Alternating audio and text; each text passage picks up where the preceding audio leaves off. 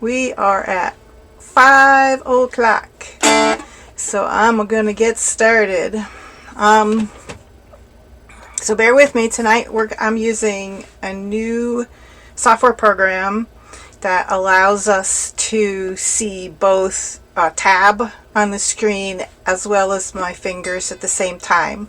It's one line of tab at a time, which is fine for learning the tunes. We're going to learn them, kind of that one line at a time.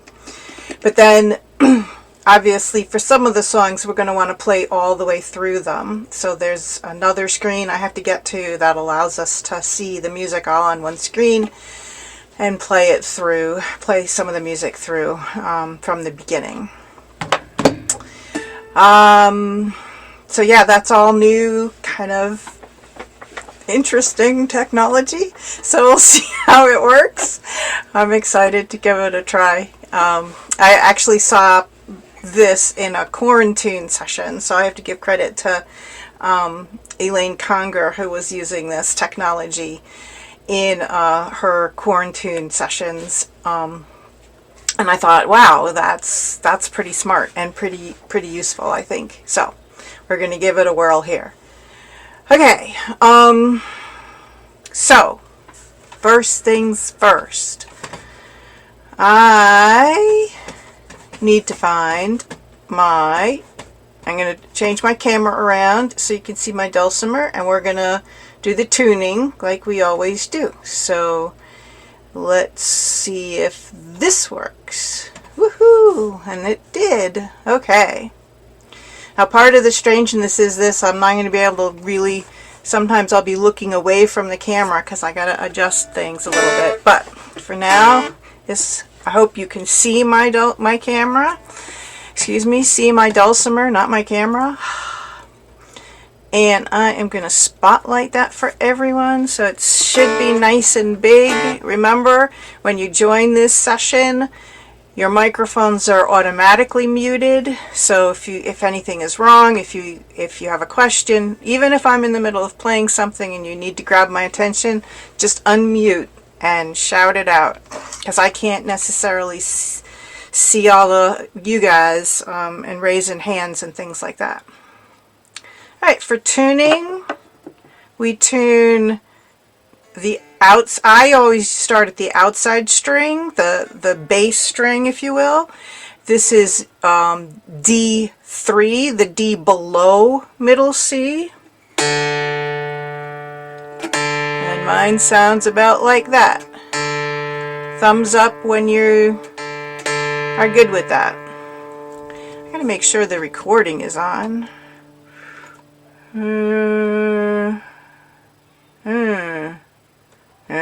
Okay, hold on. Let me see. Stop, go, that window's got to go away. And it does say it's recording, so yes, good. Okay, sorry.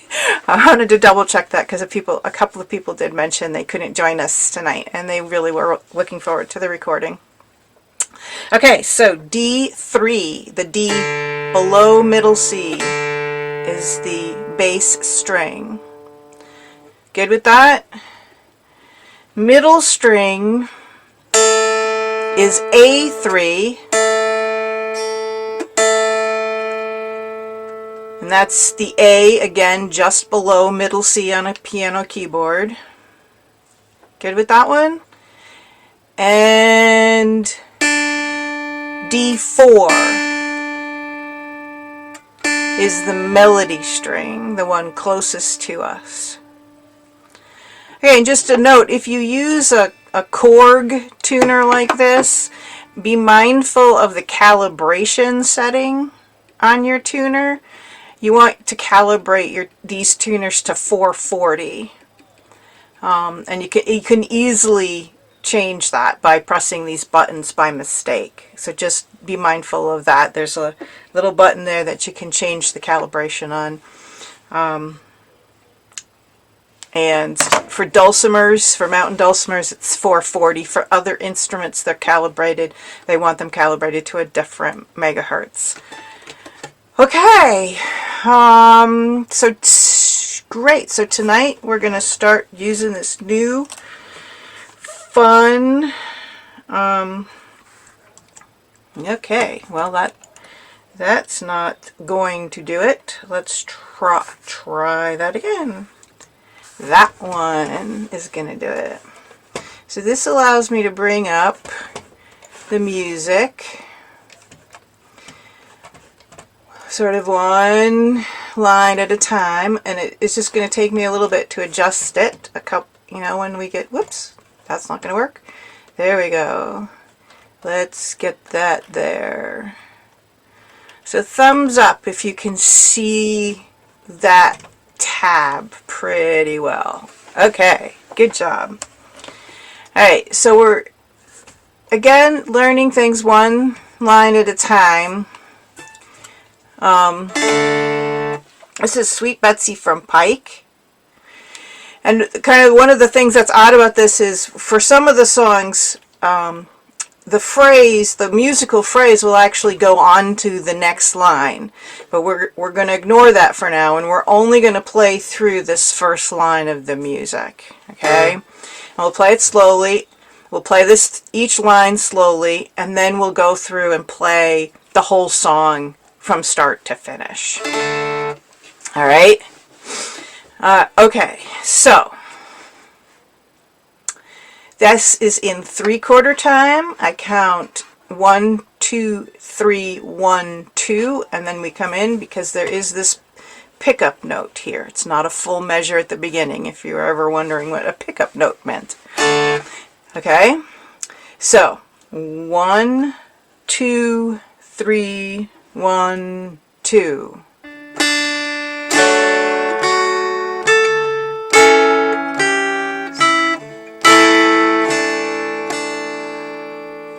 Okay, and now I want to just point out, while I was doing that, I kind of started with my ring finger on that bass note of 2.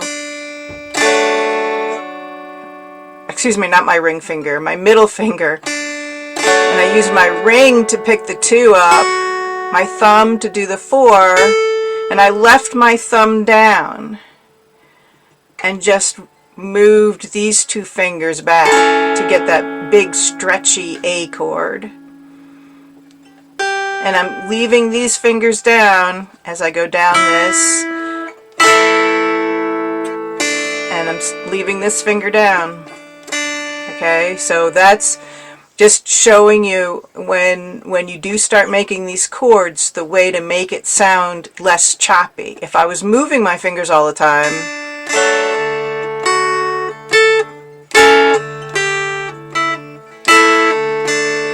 see how choppy that sounds? And we want to try and smooth it out by just leaving our fingers down when we can.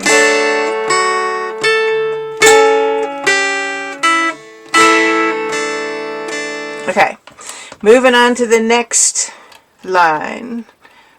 Okay, now over here we want to just look ahead a little bit and see we've got some big jumps ahead of us. Okay, so we want to be mindful of that. Okay.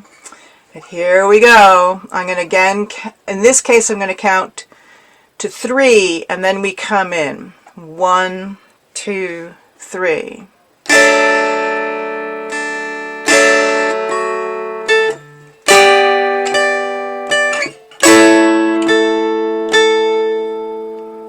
Okay? People with me? Alright. Shout out if you need help with that. I'll do that one more time. 1, 2, 3.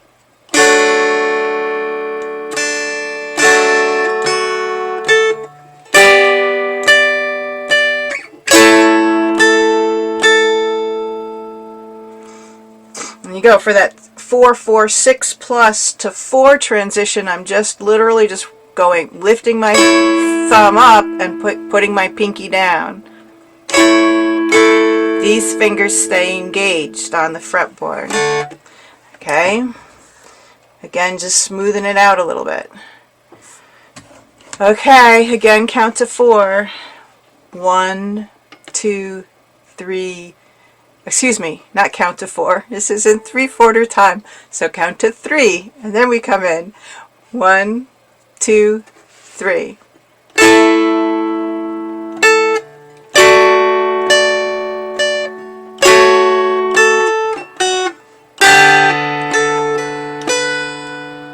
Almost there.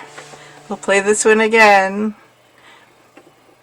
1, 2, 3.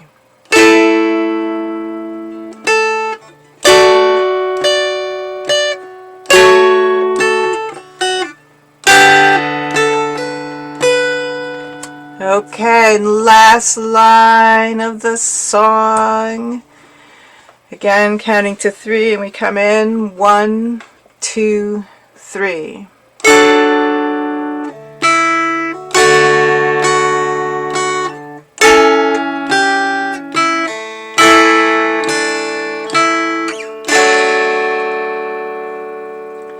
All right. So now let's play this song straight through from the beginning. We'll play it through twice. So let's do that. And let's do this. Hopefully you can still see the tab. This is the biggest I can make it on this screen. In this way of demonstrating the tab, which is why I had mentioned in email. It's helpful to have stuff printed out in case this is too hard for people to see. Give me a thumbs up if you can see this tab pretty well. Okay, 1, 2, Blurry. 3. Hi. It's a little blurry. It's a little blurry. Yeah. I don't know how to make it unblurry. Get the mouse out of the way, maybe. Okay. I'll have to work on that. But for the most part, can people see the tab? Thumbs up? Yeah, okay. So let's play this through without stopping twice. Alright? I'm going to count 1, 2, 3, 1, 2. Okay, thank you. Saying that you can open on another screen. Okay, perfect. Thank you. 1. I'm going to count in 1, 2, 3, 1, 2, and then we'll play this through twice just to get used to going through the whole song and going back to the beginning, which is important to do.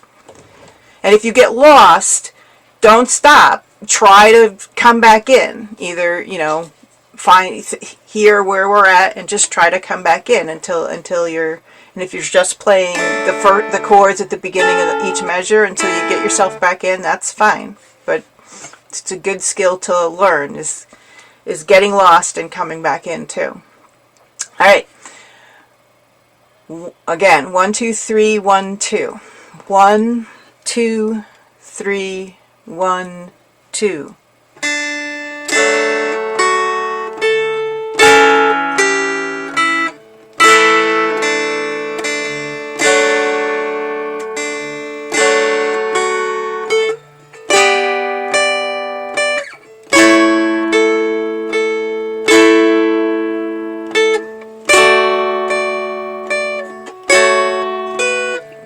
Whoops. That was me, obviously.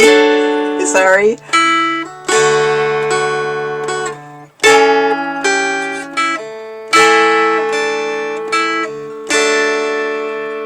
Back to the beginning.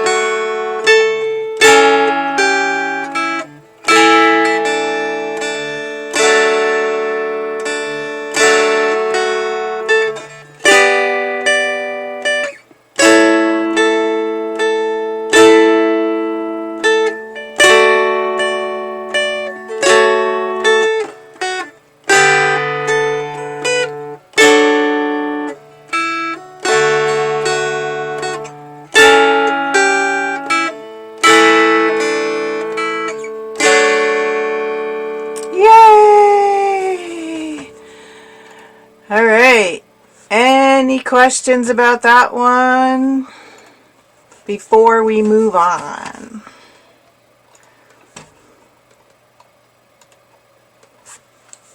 Remember, it's a good idea if you have a question to just unmute and call it out, because it's hard for me to see hands. But oh, good, okay. So I have been told by those folks that pay attention to this stuff that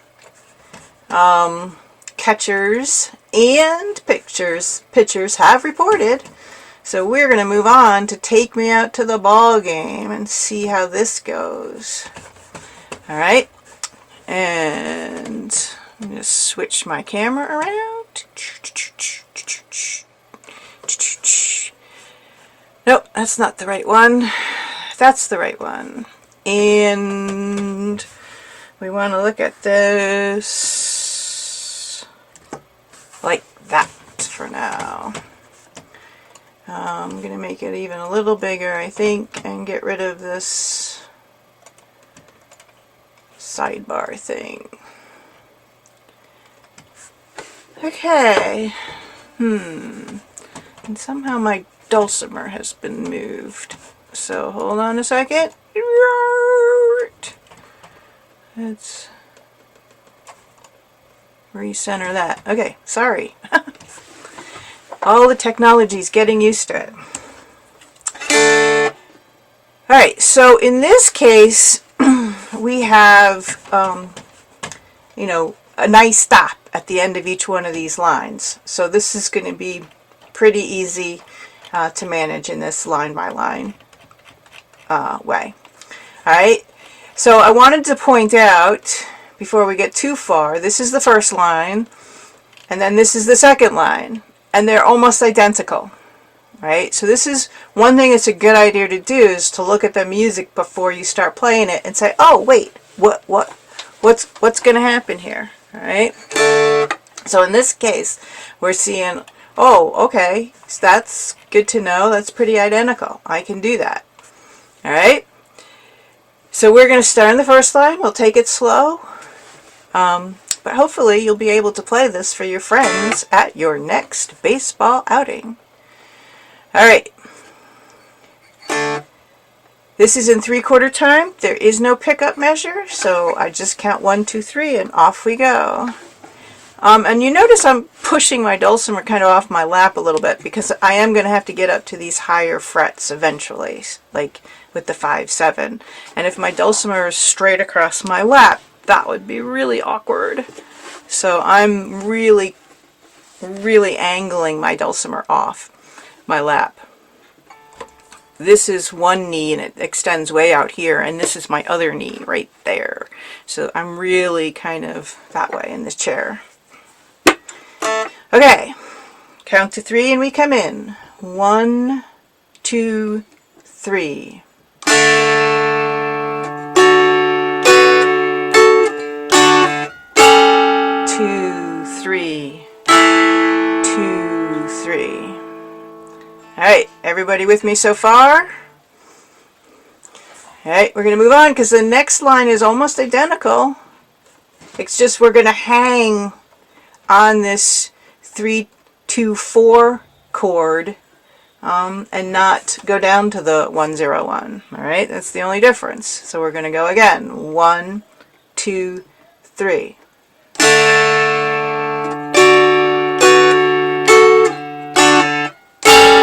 2, 3, 1, 2, rest.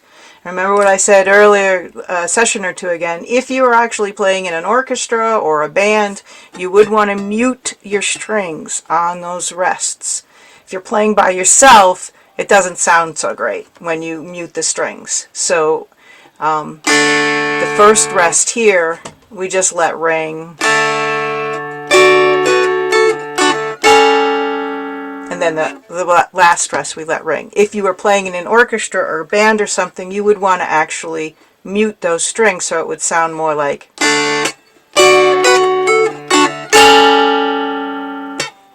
Right? You would actually stop the strings from ringing.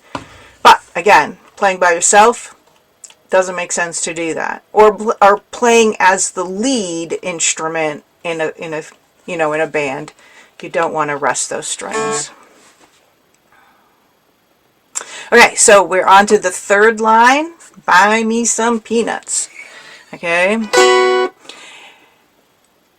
And pretty straightforward. We're going to count to 3 and come in. 1, 2, 3.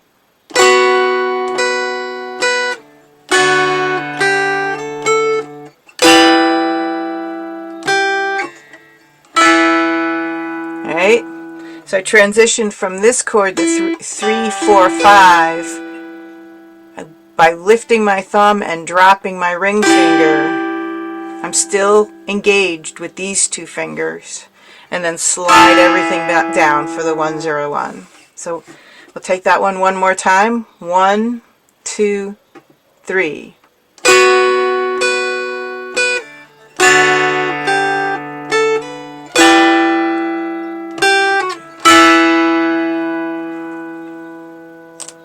Okay, this is the fourth line. This is where it gets a little interesting. Still plain doable. Remember, if you're my noter, one of my noter players, you can just play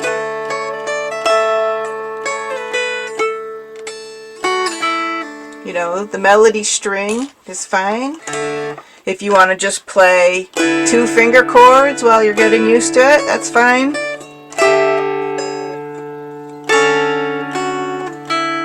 Okay, that's just playing the notes on the middle string and the melody string and leaving the bass to just strum open. But I'm going to play it straight out. Again, we're paying attention to the fact we've got to, okay, that's easy, but then we're going way up to 8, 6 plus 6. So know where that is. Know where you're going. Okay? And then we come back down. Alright, again, counting into 1, 2, 3, and then we come in. 1, 2, 3.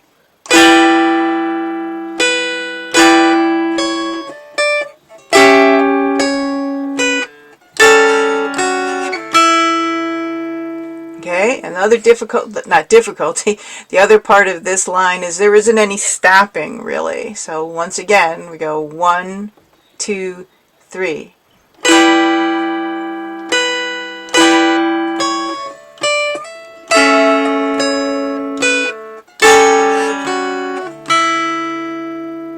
Okay, people got that? Do you want me to go through that one again or move on? Thumbs up if you think you got that line. Okay, I'm seeing a lot of thumbs up. Alright, moving on. This is the first line on the second page of the music. Yay! Okay. This is just like the first line. So we'll play it once since we've played it now several times. 1, 2, 3.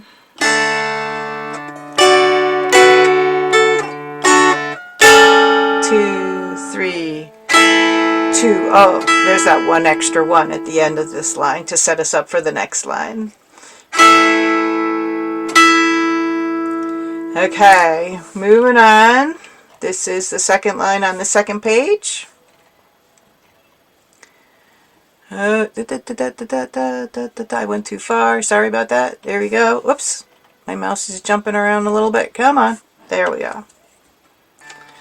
Probably it'd be better. Alright, that's there.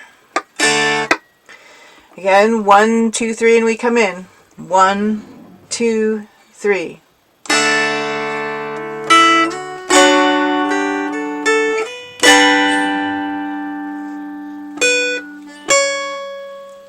'Alright, so I'm holding down these fingers as I reach for these frets up here.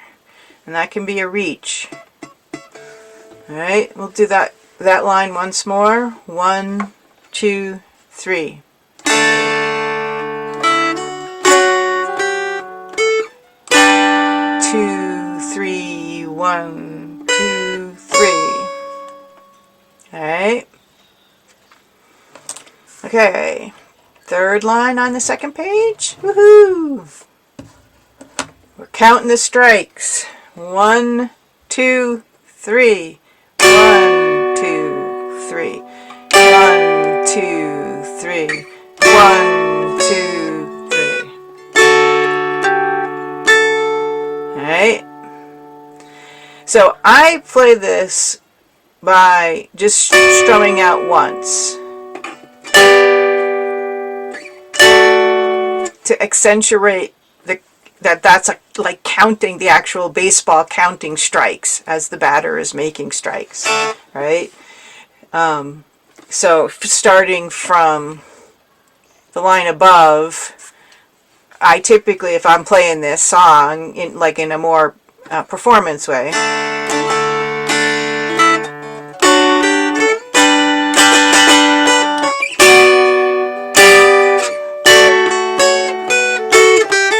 right? So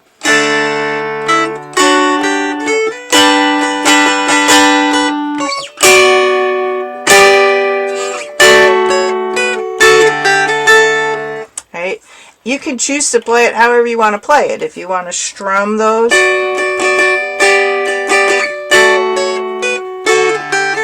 that's your interpretation of the music. That's how you put yourself into playing the music, okay? But let's play this one more time, and then we're almost done, and we'll play it all through we'll play the song through. Okay. Starting again, counting to 3. 1, 2, 3.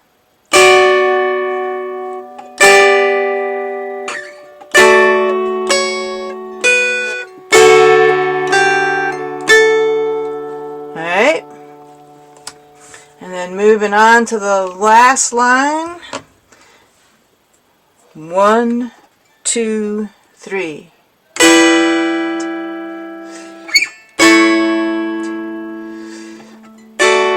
2, 3, 1, 2, 3. Yeah, again, if I'm playing this out, it's probably more like, because I like to strum. So, any questions about this so far? All right. Nope, no questions. All right, so moving on, we are going to play the whole song, hopefully. And this way we can see 2 pages of the music at the same time, which was, I had to switch with my foot pedal before, so I think this is going to be an improvement. Alright, starting from the beginning, there's no pickup measures, 3/4 time. I count 1, 2, 3, and then we come in, we'll play it through twice, just to get used to that going back to the beginning. Again, this is 2 pages worth of music, so if you get lost, try to find your way back in. 1, 2, 3.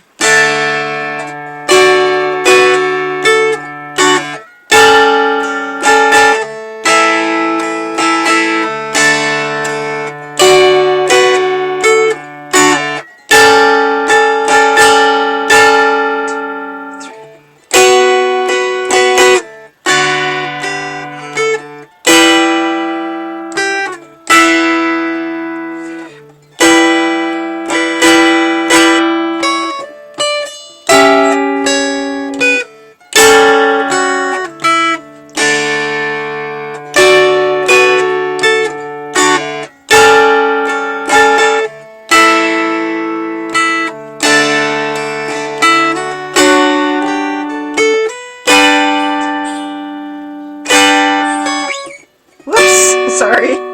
Me.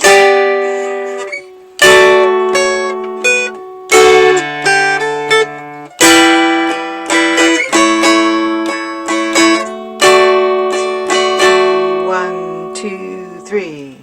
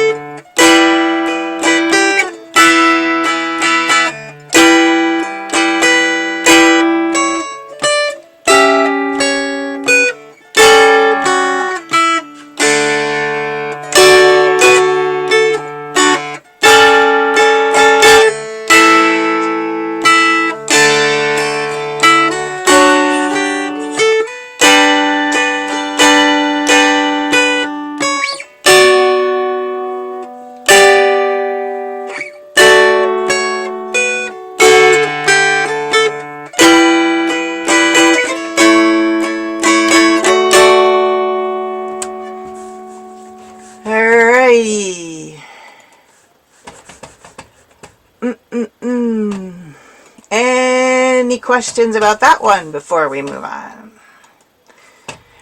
People good with that? Yay! All right. I think, for sake of timing, I want to skip for He's a Jolly Good Fellow, unless that's somebody's favorite song. Somebody's favorite song? Anyone? Okay. And I'm going to move on to Cold Frosty Morning. And one of the things that we had said, while you're getting Cold Frosty Morning out and your capo, yay, capo. One of the things we had said last time about Cold Frosty Morning is that this is a good song to memorize. And part of the reason why it's a good song to memorize is because there's a lot of repeats in here. So it's a really, it's not too difficult to memorize. It's also really important to like, okay, so that section in Take Me Out to the Ball Game where there's that long going up, way up, right? And you're up to above 7. Really, the only way I can play that cleanly is having memorized it. And so I'm not looking at the music for that line of the music. And that's just important to note, that if you want to play stuff cleanly, it's helpful to memorize music. Perhaps the third and most important reason to memorize music is once you've internalized the music, once you've actually memorized it, you can let it out much more expressively with your own emotion, with your own feelings, and in ways that you really, until you've done it, you really don't understand it. Musicians talk about being in the flow. They're in the flow because they've internalized the music so much that we're not even thinking about the notes and what's playing. Our muscles are just moving and it's just coming straight out of our memory, and what we're thinking about is the emotion and the meaning of the song, and that's how that song is sending out those emotions. And that's how songs can make people cry, they can make people happy.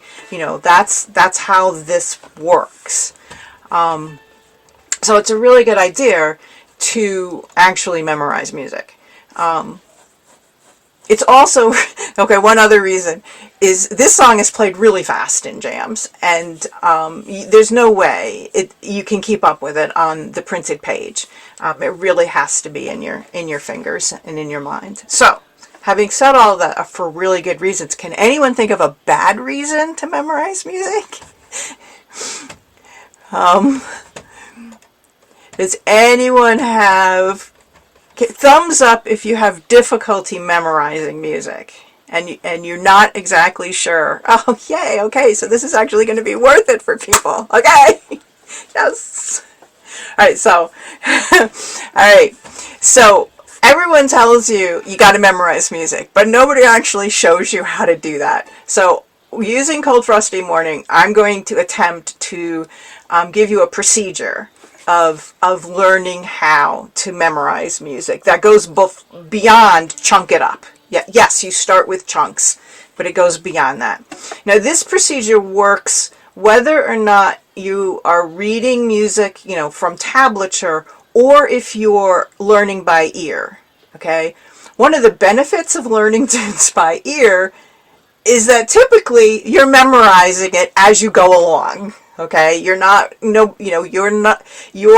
working on memorizing the tune rather than reading it off of a page. So that's one of the big benefits for learning tunes by ear. However, I'm a traditionally trained musician and I read music, so I learn music by reading it off the page. The benefit for reading music off the page is I can learn music that I don't have a sound recording for, right?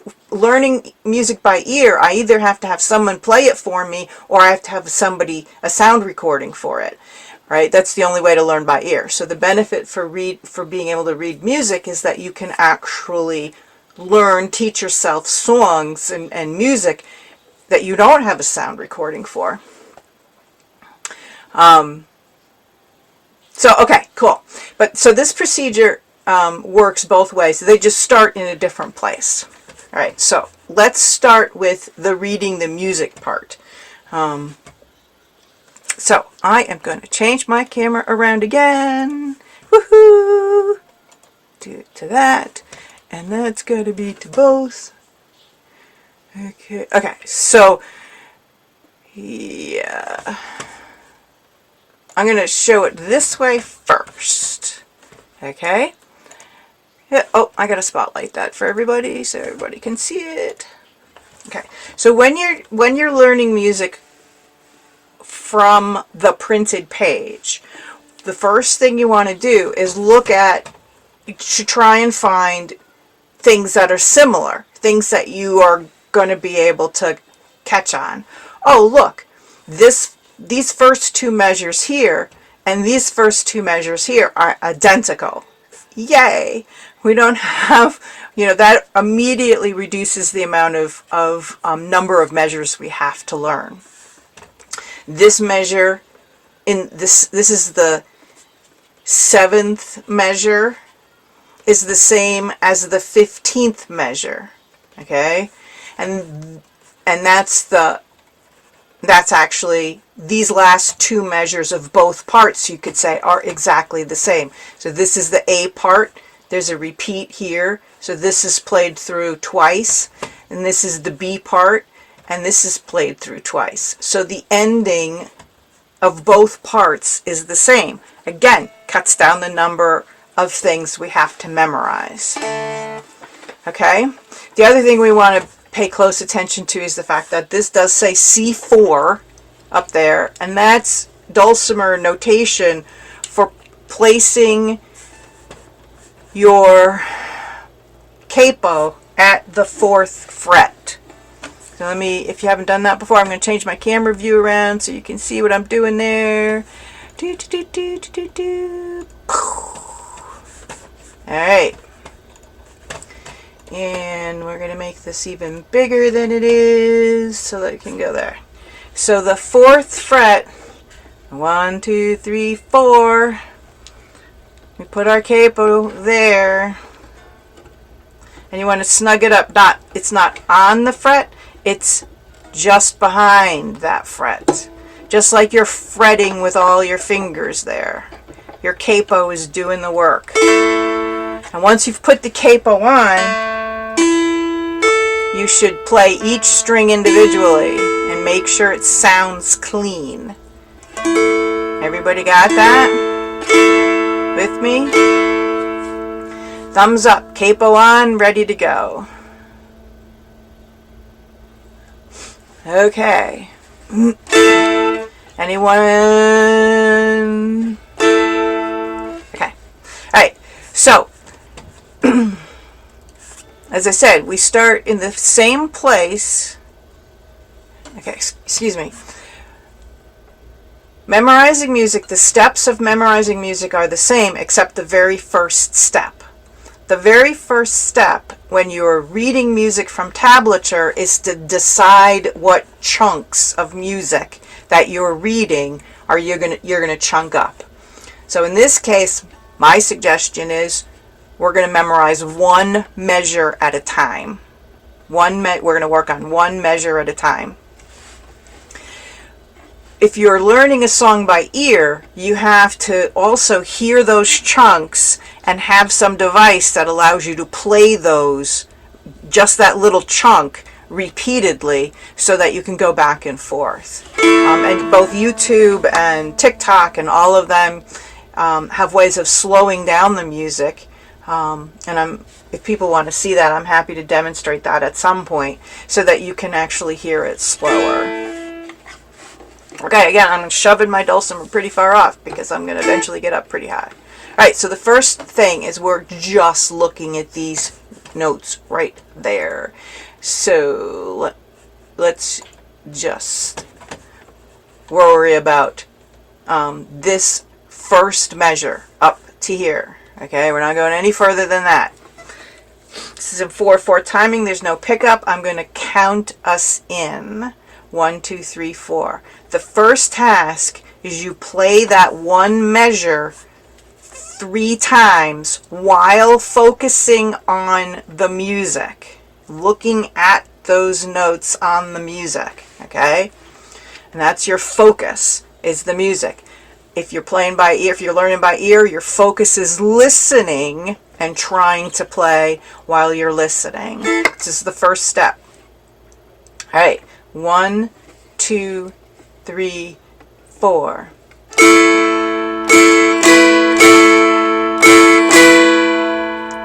Okay, that's all we're going to do for now. I'm going to do it again. 1, 2, 3.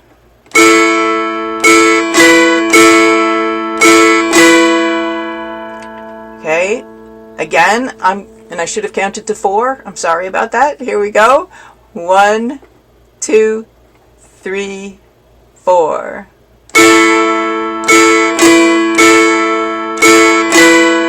Okay.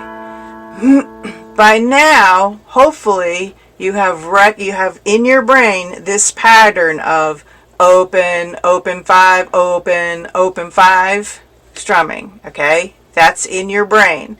So now what I want you to do is to not look at the notes.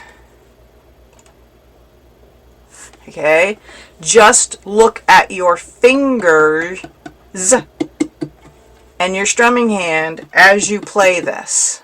Okay, focus there, just this measure. Focus on watching your fingers and watching your strumming hand. And I suggest that you use not your index finger, but a different finger, because we're going to be going up the fretboard shortly. So use a different finger to do this 5. All right, but here we go. 1, 2, our focus is our fingers and our strumming hand. 1, 2, 3, 4.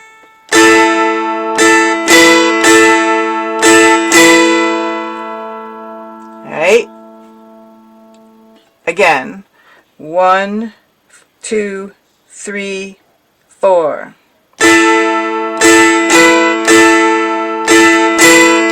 Whoops, there's not that last strum in there. I'll do it one more time. Again, the focus is on our fingers and our strumming hand. 1, 2, 3, 4.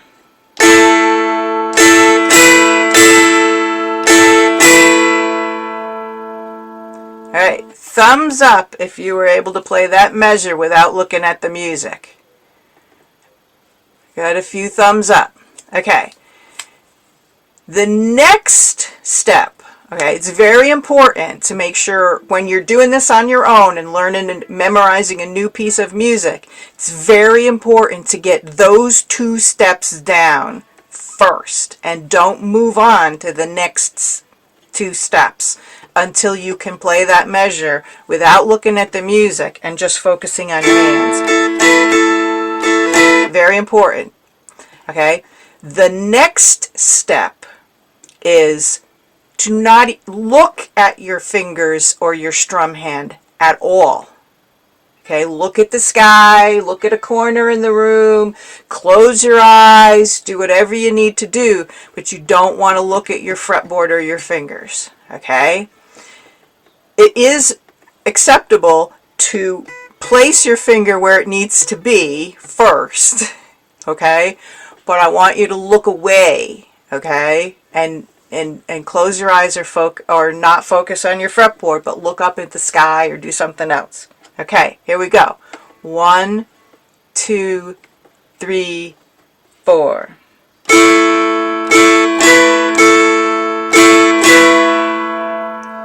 Do that another time. 1, 2, 3, 4.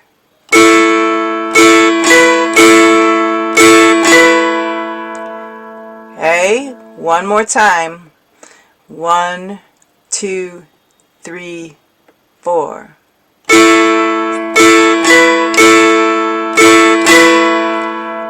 Okay, thumbs up if you felt like you could play that without even looking at your hands or your... Okay, at least the people I see's got thumbs up. Has anyone got a question or a problem at this point? Okay, the last one is you don't play at all with your hands. You play it in your mind, okay? You close your eyes and you visualize your fingers and your hands playing this piece, okay? Now I'm going to actually play it for you so you can hear it at least in your head, but in the future it's really important to just visualize it, to not actually play it. This last step, this visualization, where you're not actually playing the instrument itself, you're only playing it in your head, this is what really cements it in your memory, okay?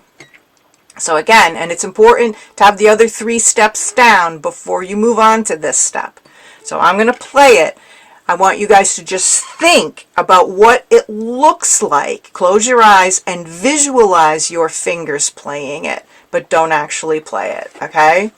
Here we go. 1, 2, 3, 4.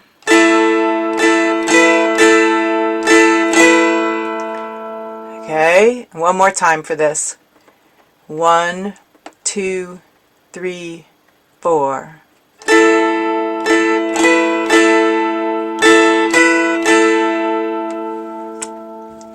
Okay, I'm going to stop this for a second and switch my camera over. Whee! Okay, we all just had the Olympics, right? And you saw in some of those shots of those athletes before they start going down those runs that they're actually, like the losers, are doing this kind of stuff with their body, right? They're visualizing the run before they go off on it. And the reason why they do that, and this is what's the really important thing about memory and getting it internalized, is it's that visualization part that is making your brain actually move the memory of what you're doing from short-term memory to long-term memory, okay? And here's the sneaky part about this. You can visualize playing the song when you're standing in line in the grocery store, or just before you're going to bed at night and you're, getting ready to wind down for sleep. You can visualize, not play it with your actual fingers, but visualize it in your head, playing it. And it's just like practicing the actual tune at the actual instrument, okay?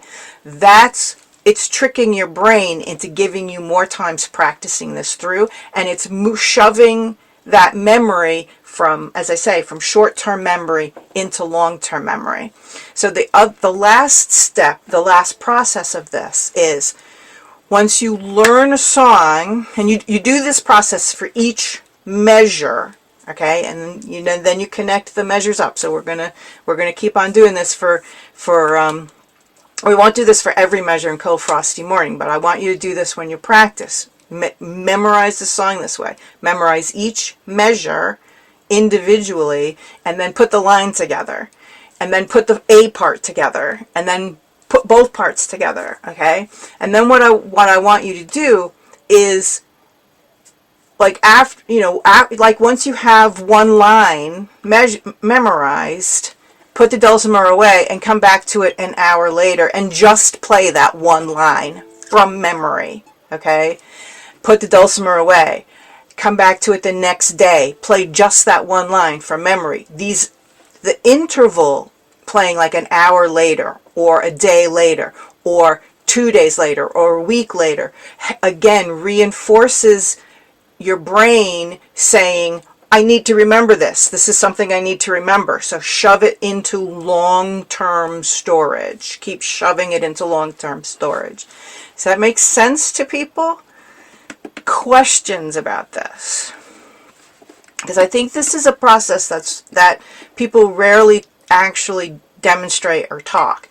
But I promise you, if you do this, you will be memorizing music far faster than you can possibly imagine. And then like what I do, you know, I usually once a week or maybe once every 2 weeks, I sit down, you know, for an hour and just play all the music I've memorized in the past 25 years of playing the dulcimer. I try to play it all at least once or twice a week, just so that I just keep it fresh. Questions about this? Let's keep moving on with Cold Frosty Morning then. Okay, cool. Change my camera. Okay, and then I gotta get the music back up. Okay, so we've done the first measure. We can play that by memory, right? In fact, let's try it. Let's put this away again. We're gonna play it by memory. Whoops, I pressed the wrong button. Let's put this away again. Let's play it by memory again. That first measure, we'll just play it once. 1, 2, 3, 4. Okay, who got it? Everybody got it? I hope. From memory? Okay, good. So then we're going to just move on. And this is where I say you're going to start moving up the fretboard, right? So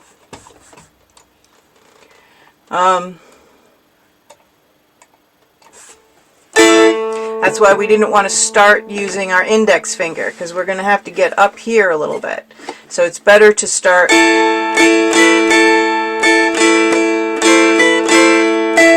and let our fingers dance a little bit. All right. So the way we would do this next measure, okay, is we're going to focus on just these notes, okay, and do this same thing. I'm going to shorten it up a little bit because this is really, you want to do this when you have some really good time to spend, okay? But we're going to start here. I'm going to count to 4, and we'll come in. 1, 2, 3, 4. We're focusing, excuse me, I'm sorry.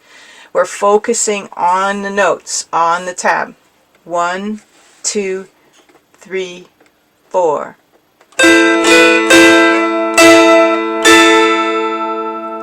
Okay, again. 1, 2, 3, 4.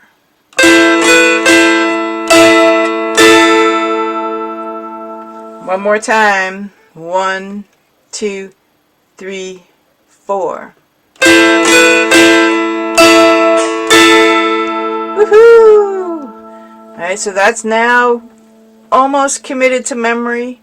We're not going to look at the tab anymore.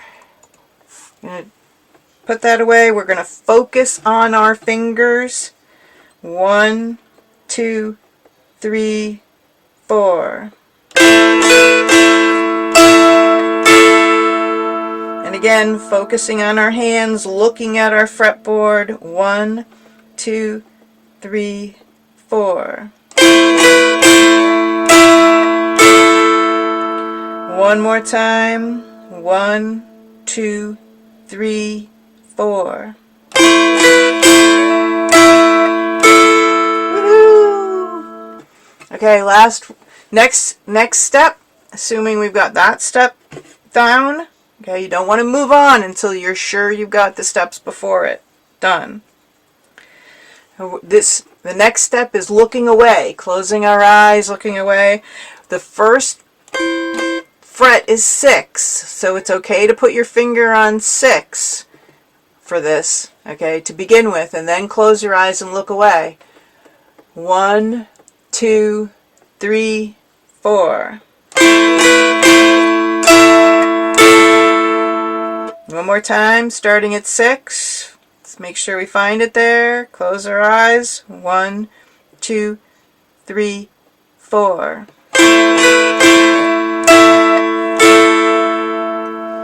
Okay, one more time. 1, 2, 3, 4. Yay! Okay, and the last step is visualization, not playing, just visualize. So just think about it how your fingers are moving. You can, you can kind of air do it, right? We're at 6. Do do do do do do do do do do do do do do do. I'm just visualizing it. Do do do do do. I'm not looking at my fingers. I'm just moving them the way they should move. Okay? And that's visualizing it in your brain, shoving it back. All right. Now we're going to play through the first 2 measures. No music. We've memorized these first 2 measures. Okay, so starting from the beginning. 1, 2, 3, 4.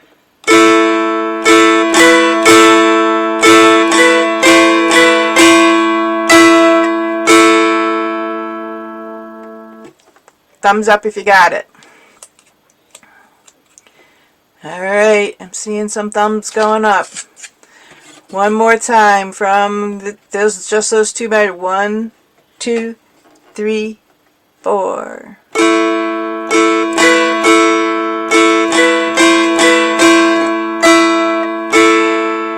Alright. So essentially, that's how you memorize an entire song. 1 measure at a time. Okay? And once you've memorized the new measure, start back at the beginning and go from the beginning up to the measure you've memorized. Now, frankly, in one sitting, I would measure 1 line at a time. 1 measure at a time, but only up to 1 line. Right? So I've done this for a bunch of music. So I would first memorize the first measure. Okay, then just like I did there, memorize the second measure, play the first and the second measure. Once I had that, then I'd memorize the third measure, and then I'd play 1, 2, 3, all 3 measures, then memorize the fourth measure, and then play that. Now this is the end of a musical phrase, so in this case, it's a nice place to stop. When we were looking at Sweet Betsy from Pike, there was the half note on the second line, so it might be you go up to that half note, and if your musical phrases are broken up in measures, that's fine. But memorize 1 phrase at a time, and then say, okay, I've done enough memorization today, let me just go on and play other stuff. And then go back to it and just play that line an hour later, okay? And by doing that process over a couple of days, you will memorize the whole song. All right? Questions about that? Okay. So let's actually play through the song line by line so that you can see my fingering, and then we'll play through it all the way through. 1, 2, 3, 4. This is the whole line.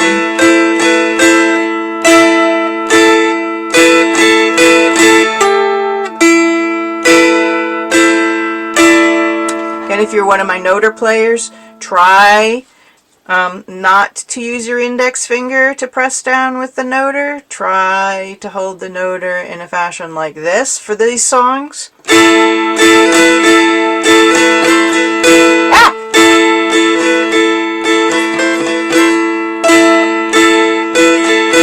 And then you can get your index finger involved that way.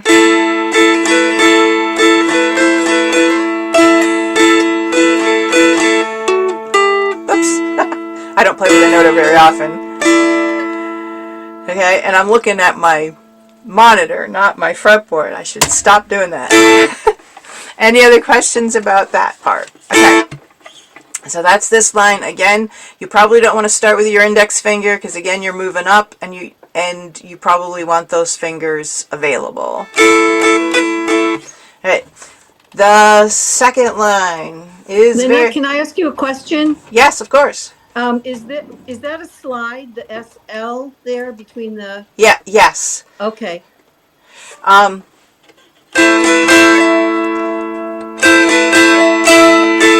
Okay, thanks. and in this case, yeah, a lot of times people don't actually play the 8 with the strum, but I think Lauri was playing the 8 with the strum. It's just Okay. gets that nice slidey sound. Yeah, thanks. Okay. So this is the second line. I want to make the tab. See if I can make this a little bigger because. Woo! Can she do it? Yeah. Come on, please. Make it bigger. Yes, down here. Sorry. This is where the technologies is. There we go. That can work, I think. Part of the reason why is I only want to see that line. I don't want to see the other lines. So I think that's helpful. Okay. So second line, very much like the first line, for the first two measures are identical. And the last measure is really easy. It's a given. Yay! You gotta take those. You gotta celebrate these. Alright. And then, so we've learned these two measures. So this measure is really the only really measure that's going to be. Right? And this was the measure that was hardest for me to learn when I played this song. Because I kept wanting to go back and forth, like do something like that instead. It's just something you just have to practice over and over again to get that. Right? That's starting from the beginning of the line. 1, 2, 3, 4.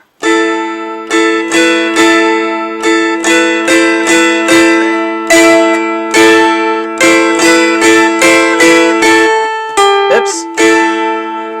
Again. 1, 2, 3, 4.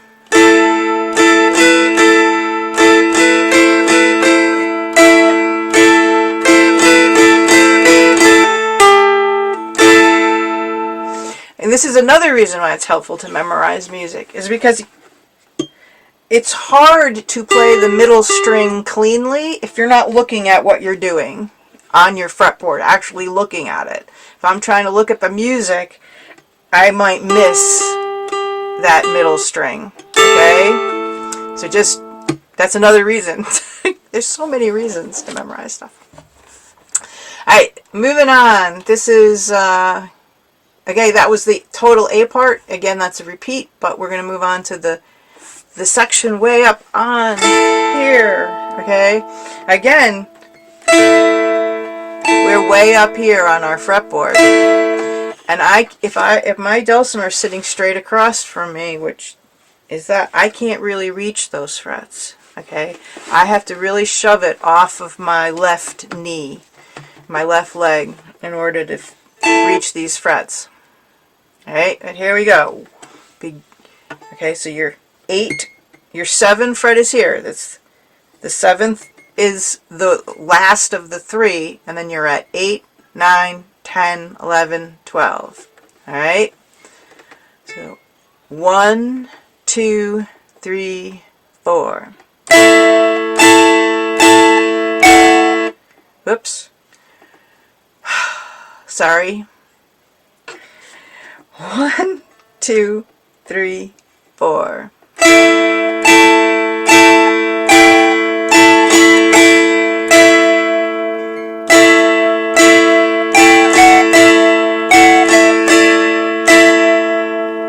Okay. One more time for this line. 1, 2, I'll play it slower. 1, 2, 3, 4.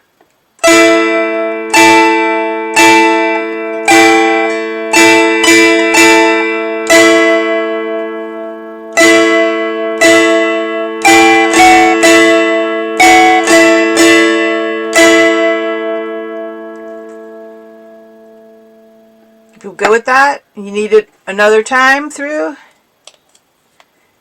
Good? Thumbs up if you're feeling good about this line? Okay. And the last line of Cold Frosty Morning. 1, 2, 3, 4.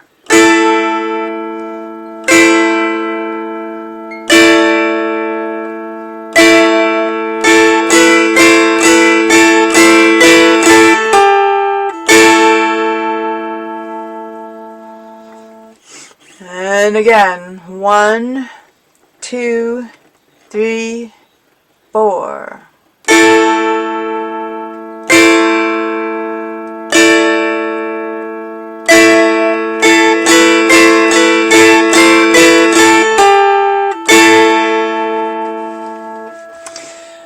All right, questions before we try to put it all together?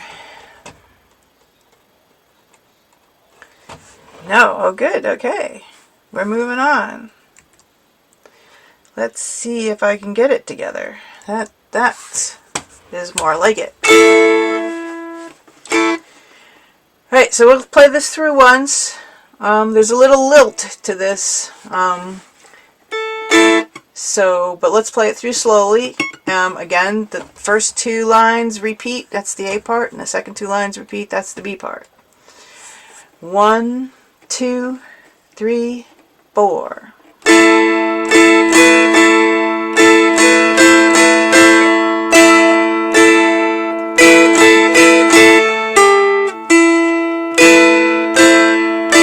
Let me start that again. Part of the problem is when you have the song memorized and you're trying to play it for music, it messes you all up. So let me try this again. Sorry, guys. 1, 2, 3, 4.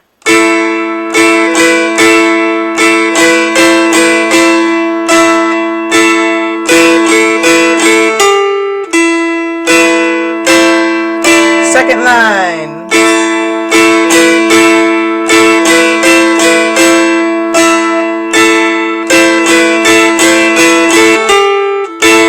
Back to the beginning.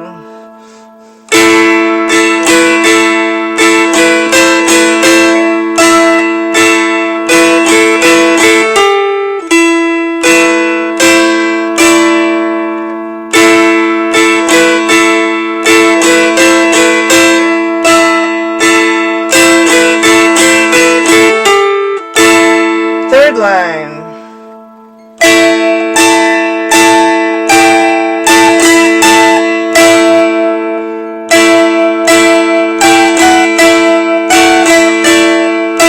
Last line.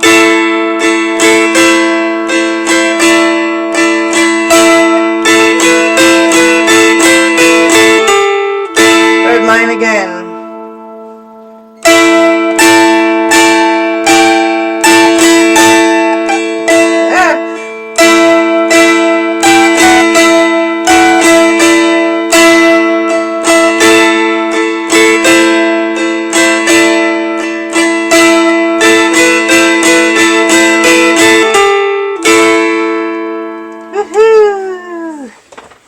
Questions?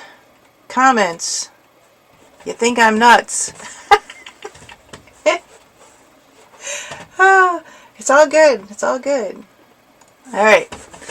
Let's move. Really helpful to learn that process. Yeah. Yeah. That's great.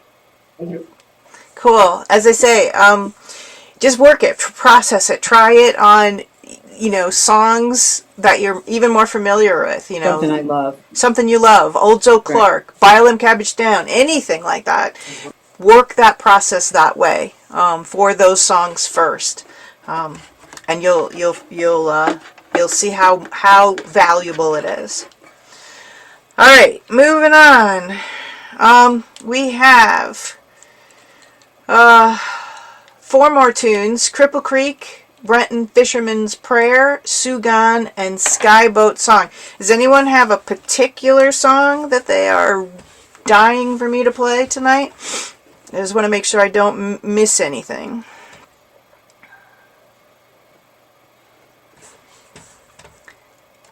Okay, so let's move on to Cripple Creek.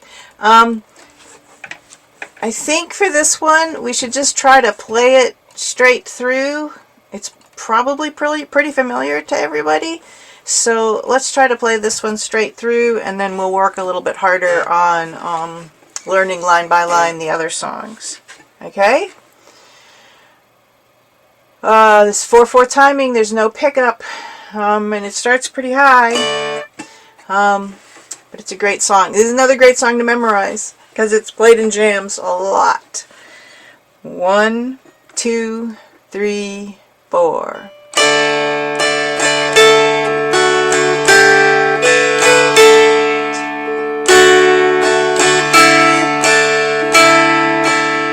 That repeats.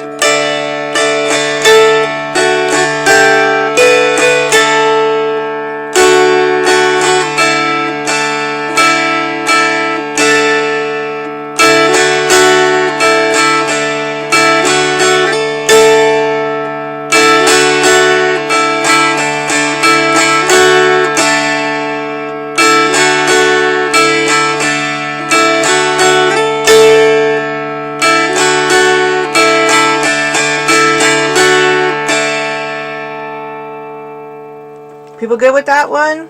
Thumbs up if you're good. Any questions? Anyone want me to review any part of it? It's a pretty straightforward version. And, you know, people get pretty fast on this.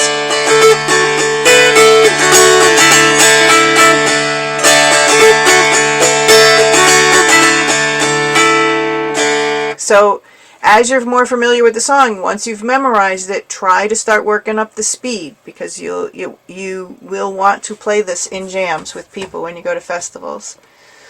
Okay. So let's look at Brenton Fisherman's Prayer.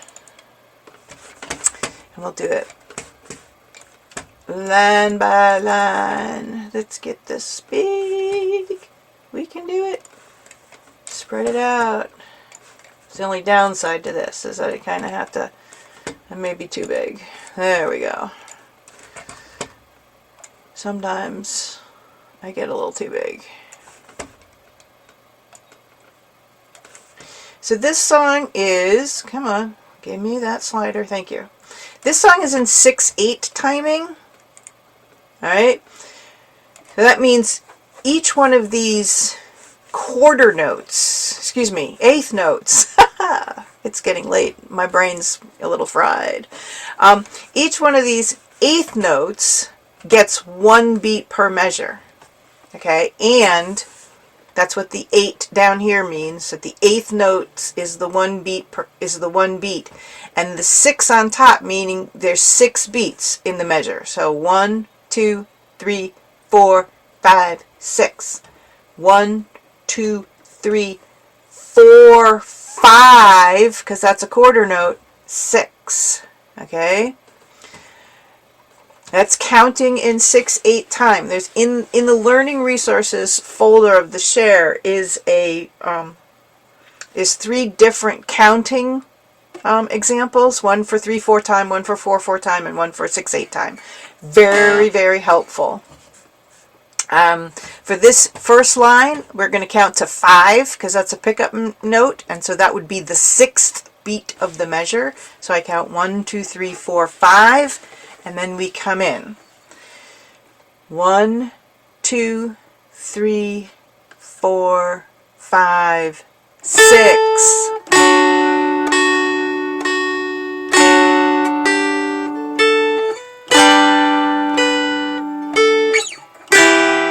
2, 6. Alright.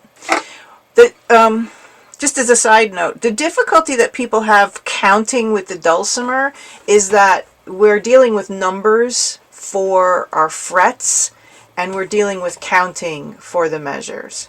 So this measure should really be counted 1, 2, 3, 4, 5, 6, right? And that's pretty hard to think about counting it that way when you're also focusing on the frets. So maybe that's even a 5th, 6th, 7th, 10th reason to memorize the music, because then you forget about what the fret numbers are. You're just playing by feel. Anyway, okay, so starting from the beginning again, we count to 5 and then we come in. Count to 5 and come in on 6. 1, 2, 3, 4, 5, 6. 1, 2, 3, 4, 5, 6. 1, 2, 3, 4, 5, 6. That's how that is played. Moving on to the next line. Alright. No pickup, so I'm going to count all the way to 6 and then we come in. 1, 2, 3, 4, 5, 6.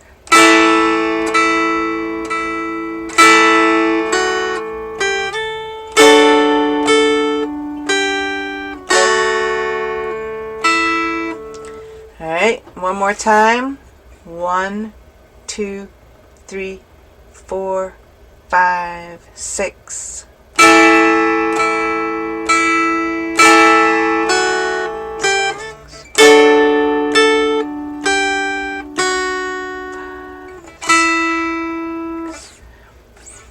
And this 2 here, you can play this, I mean, you can play it however you want, but I'm not lifting up the 2 or 3 on this whole line. So you can play from starting from this measure here, okay? You can strum across that whole chord and it's still a D chord. And usually in 6/8 timing, the emphasis is on beat 1 and beat 4. So 1, 2, 3, 4, 5, 6. Okay? Alright, moving on to the next line.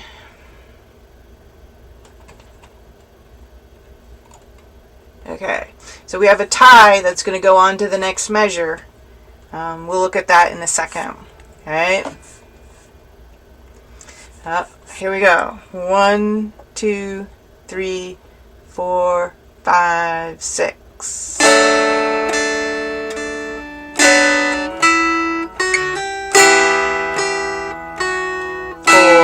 5, 6. And that's tied to the next measure. But let's try that again one more time, starting from the beginning of the line.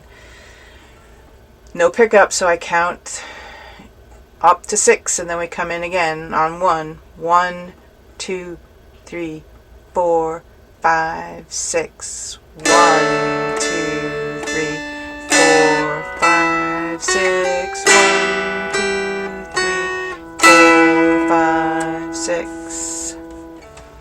And this is where it gets a little interesting. So actually I'm going to make this a little smaller so that you can see these 2 measures. So we're starting, one more small. Okay. We're actually going to start here, alright? Because the counting for this measure is a little odd. So if we start here, it'll make more sense. I'm going to count up to 6, then we come in on 1 again, and then this is 1, 2, 3, 4, 5, 6. 1, 2, 3, 4, 5, 6. Alright, that makes sense. So, starting from the E minor at measure 6. Alright, 1, 2, 3, 4, 5, 6. 1, 2, 3, 4, 5, 6. 1, 2, 3, 4, 5, 6. Okay. People understand. Give me a thumbs up if you understood that counting and how to count that. Yes! Alright, cool. Alright, now we know the whole song. So let's put it all together. It's a great song. I found this, I learned this a long time ago. Alright, starting from the beginning, there is a pickup, so I count to 5. 1, 2, 3, 4, 5, 6. 1, 2, 3.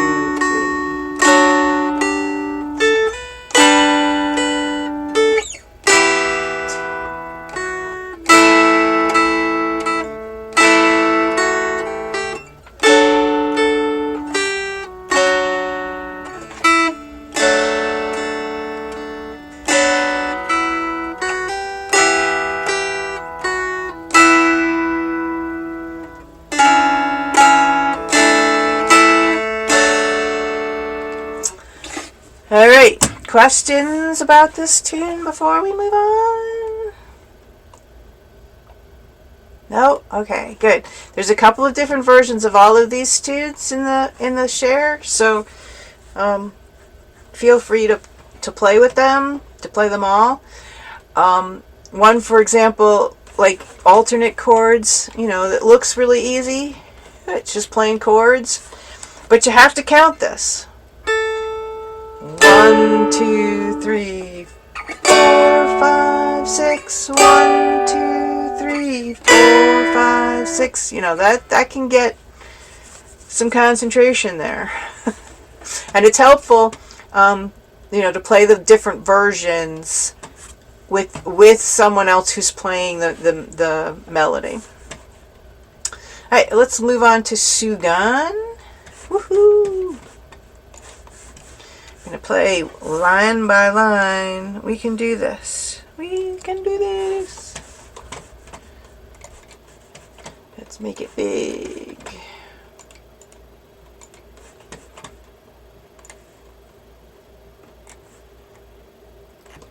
Alright, so the first line is the same as the second line, is the same as the last line. So this is going to go quick, folks.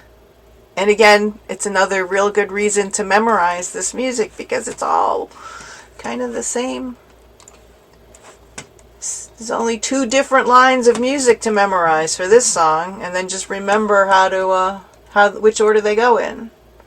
Alright? So line 1. I just want to point out, again, going back to making things smooth. For the first chord, I'm using my middle finger on the 2 fret on the bass string, grabbing the 1 with my pinky, the 2 with my pinky, and then I'm in position to just drop these 2 fingers to play that 2, 3, 4 chord. Alright, again, watch my fingers. I'm playing with the 2 on the bass with my middle.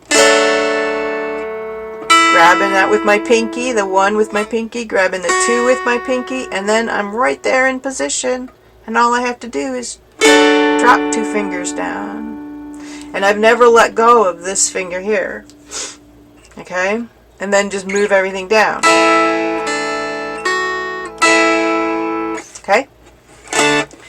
Makes sense to people. And does anyone have a question of why I'm doing that? Does anyone want to inform the group why I do that? Just unmute and just shout it out.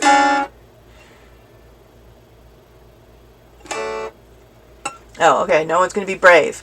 It's just to smooth it out. If I take my finger away, it's all choppy. Alright? So here we go. 1, I count to 4, there's no pickup. 1, 2, 3, 4.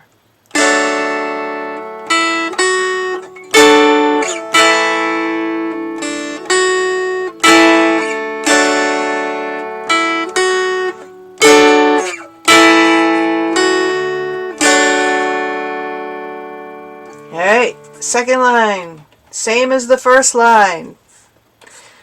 1, 2, 3, 4.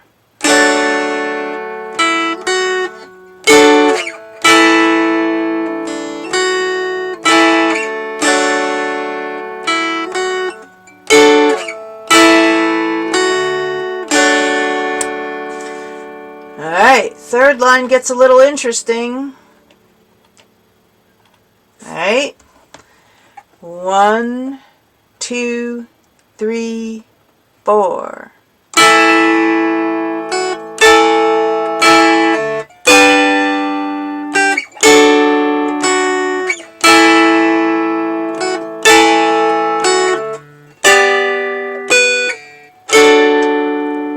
Alright. I didn't warn you about that 6-5. That's where you have to look ahead and realize I gotta jump way up there, so I gotta know where I'm going. So from here,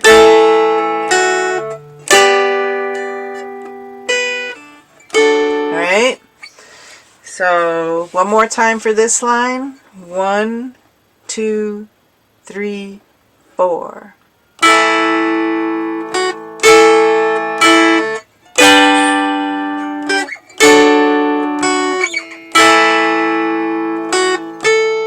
Jumping now. Okay. And honestly, the only way to get comfortable with that jump is to play it over and over and again. And like I would drive my husband nuts by playing just these 2 measures. Okay? Just from measure 11 to measure 12 over and over again.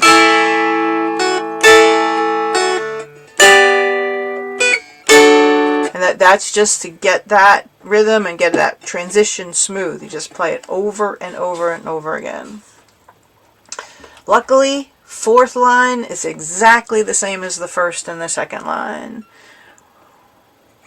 1, 2, 3, 4.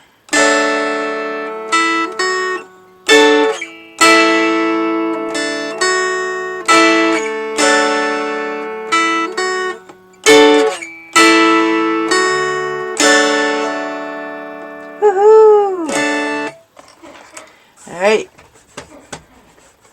let's put this one all together and then we'll have to, I think, call it a night. Alright, so from the beginning.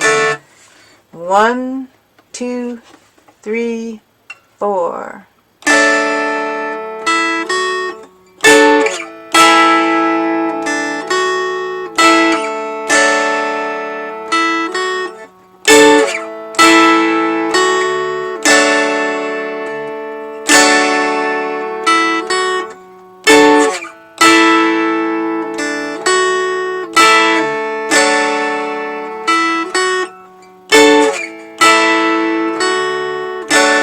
The third line.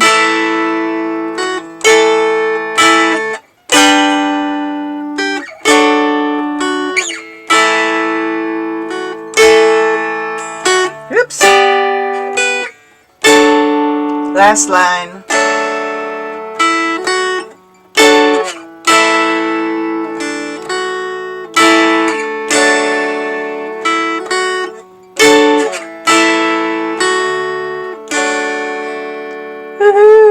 And that's actually playing it up kind of close to at speed. So, there you go. Alright, switch my cameras around and put this over here. Take me out the spotlight. How was that for folks? Good? Yeah? Thumbs up? Yay! Yay! It's okay, you can unmute and say hey. I don't know if I can. Will we use the same music next month? Yes. Okay. Probably next month, since I didn't get to it this time because I talked too much. We'll play Skyboat's song instead of Suo Gan, or you know, yeah, probably Skyboat's song instead of Suo Gan. But other than that, yeah, it'll be the same music. Question for the group, because I'm really actually thinking about this. So we typically play the same music from January up until through May, right? So January, February, March, April, May. And then in June, I switched to a new set of music. I would love to be able to offer to the group an opportunity for anyone who wants to, and during that May session, to play one of these songs for the whole group, sort of as a recital, like you when you used to be a little kid and you had to go to a piano recital. And I know that first initial thought is terrifying. However, I think it's very healthy to play in front of friendly audiences like this. And I think it helps you to really give yourself a goal to learn a song as well as you can, and then to perform it, not in front of on a stage where they could shoot tomatoes at you or anything, but just in a friendly space like this where you're just going to get positive reinforcement of that you're doing a great job. So please consider that, and please think about it. You don't have to do it. There's nothing you have to do here. But I think it would be nice that if people want to, when we go through the songs, if people want to play it through once themselves, I'd be happy to make that happen. And I'd be happy to work with you beforehand so that you were comfortable actually doing that with the technologies too. There's just one little setting you have to change on your end to have other people hear your dulcimer. No, we can't do that. Sure you can. No, we play with another group and they can never hear us. No matter how we set it for music, we've tried everything and we've not been able to have them hear us. And I don't know what the issue is, but that's all I'm saying. And not that I'm chicken, because I definitely would do it. But I will be in Washington, D.C. that day in May. Hey, well, I can. That might be perfect for some of us who don't want to be heard. Well, we never have to lead, which is kind of too bad. So, all right. Well, maybe I'm game to try it, but we'll see. All right. Well, maybe we'll try it. Separately. We'll find a time to try it. Yeah, we could do that. Yeah, when it's only been me and one other person up in Maine, we can hear each other, and then when it's the whole group, no one can hear me and John playing, which is odd. Yeah. All right. Well, let's take it offline and we'll figure that out. But I'm game for it. All right. Is anyone else game for it? I'd have to do it in April or June. All right. I got Lois is a little maybe Michelle. Come on, Michelle, you can do it. Oh, Michelle can do it. All right, guys. Thank you very much for being here, and we'll get the video out to you soon. Yeah. Thank you. Hope to see you in a couple of weeks, Thank you. Lena. Yeah. Oh, yeah. Great. Thank you. Yeah, things are finally smoothing out here. Perfect. Yeah. I'm glad you're sounding better, so that's wonderful. Yeah, definitely.